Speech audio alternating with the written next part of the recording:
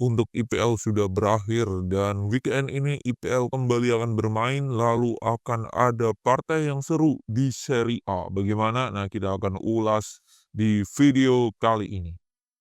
Laga midweek Ipswich lawan Palace berakhir dengan 0-1. Ini bisa dikatakan di luar dari perkiraan, di mana kita memperkirakan Ipswich Town akan menang, tapi ternyata Palace berhasil memenangkan pertandingan. Kalau kita lihat statistik ya, Palace memang unggul ya, secara expected goal 1,64, total shot dan kawan-kawan ya, hanya Ipswich Town ya memenangkan di ball possession. Itu jadi memang layak lah ya untuk pertandingan ini, dan memang saya tidak menonton untuk pertandingan ini. Dan pertandingan selanjutnya, nah ini kalau kita lihat di Premier League, kita kembali lagi. Oke, sebelum selanjutnya itu ada Leicester City yang mengalahkan West Ham kemenangan pertama. Ruud van Nistelrooy ya.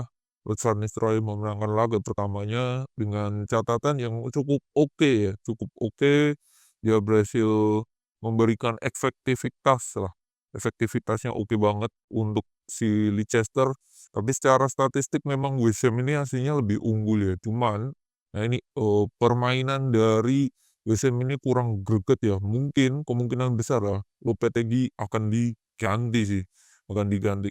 Ya kabar yang beredar Allegri ya. Cuman dia gajinya yang tinggi gitu. Nah, oh, Ruud van Nistelrooy harus berterima kasih pada Hermansen ya. Karena dia banyak memberikan save di pertandingan kali ini ya. 7 save.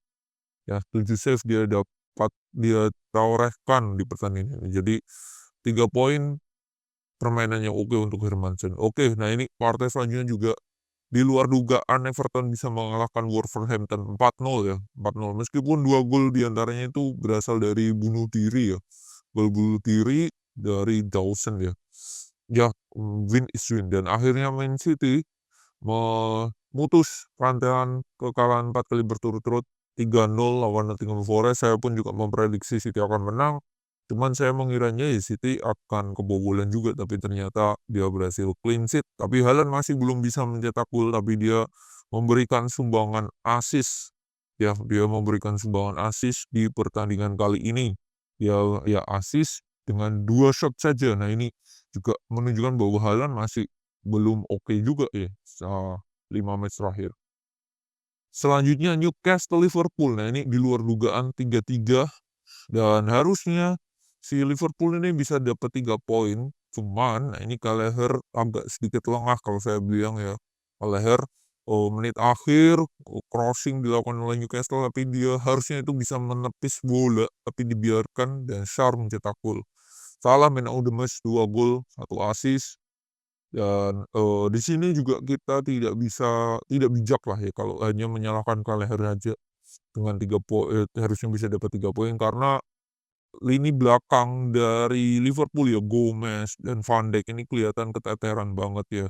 Diacak-acak terutama oleh Isak ya.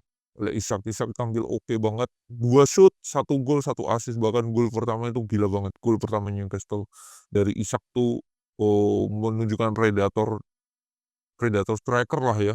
Gokil, dia bikin Van Dijk keteteran loh. Salah 2 gol, 1 assist ya. 3 poin yang hilang di menit akhir. Chelsea nggak perlu dibahas lebih detail karena lawan 10 pemain, bahkan sejak menit 39 lawan ring 20 ya, layak untuk menang. Nah ini big match Arsenal lawan MU 2-0. Secara pertandingan babak pertama kalau saya menonton ya, bisa dikatakan keduanya berhati-hati. Arsenal berhati-hati, MU-nya pun juga iya, cuman MU tidak bisa keluar dari pressing-nya Arsenal. Tapi kalau ditanya apakah punya peluang yang besar babak pertama, enggak juga ya. Keduanya ya terutama.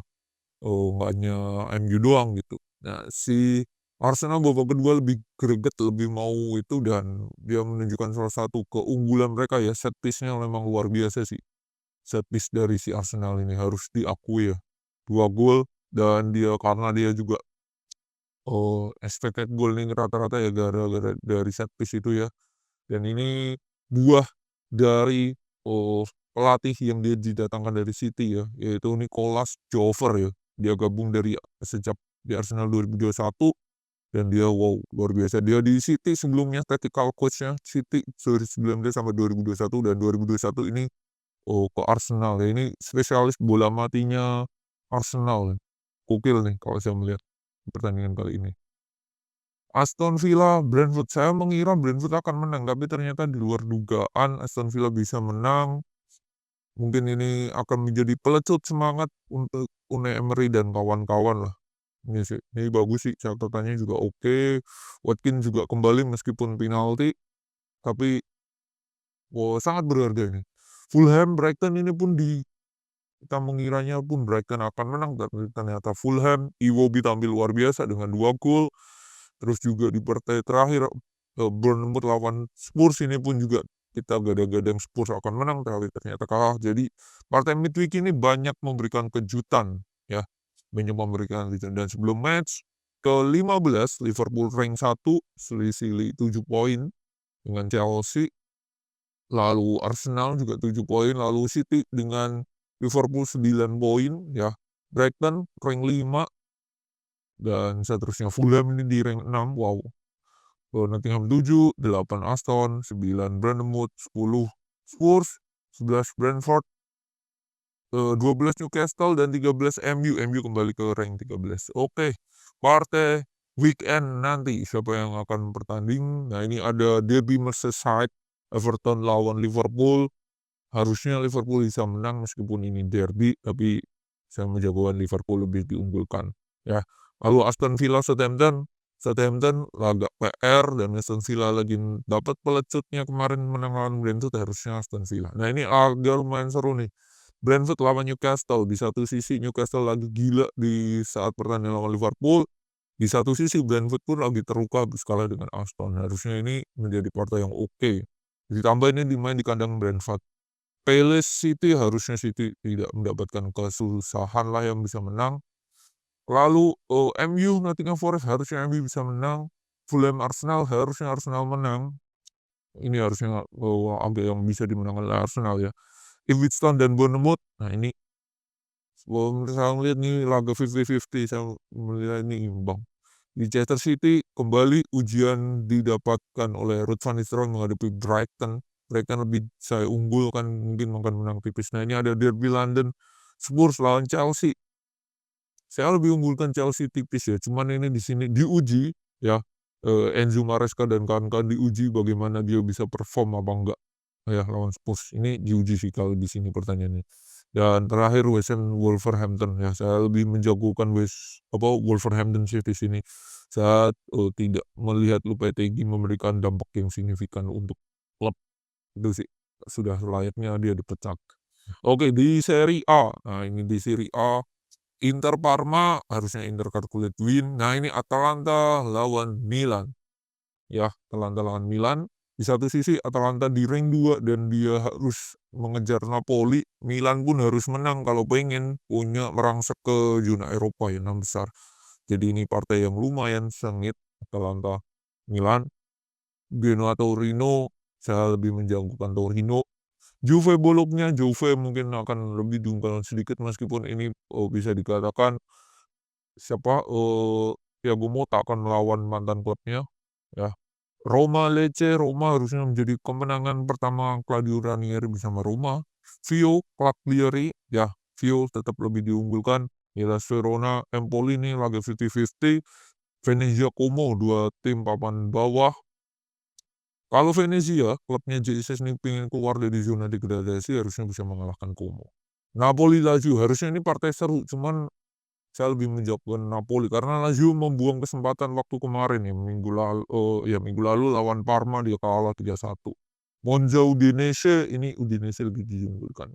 Oke. Di Serie A ini lebih ketat lagi ya. Ranknya ya.